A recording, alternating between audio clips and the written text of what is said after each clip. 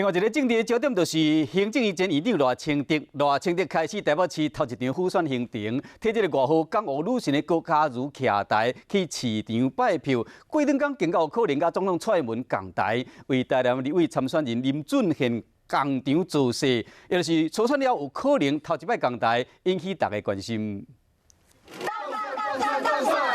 行政院前院长赖清德伫台北头一场的复选，就是为外号港澳女神的郭嘉如要冲选前，伫来55分市场拜票，甲民众一律握手。赖清德的人气真旺，真侪人拢主动要甲伊握手。赖清德透早进入去市场，都是希望加油加油加油！都选都选都选！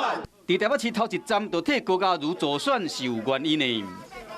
他在最后一里路的时候，哇，声嘶力竭，哈，在风雨当中，尽管头发乱了，哈声音都沙哑了，仍然持续的为我加油，哈。明仔载要落南，甲总统蔡英文同款，拢要到台南替立委参选人林俊宪徛台。蔡英文、赖清德两人有可能伫初选了头一摆共台。看来应该是有机会，跟蔡英文总统一起。 替林俊宪委员加持。很多人都希望蔡赖配，这个你怎么看？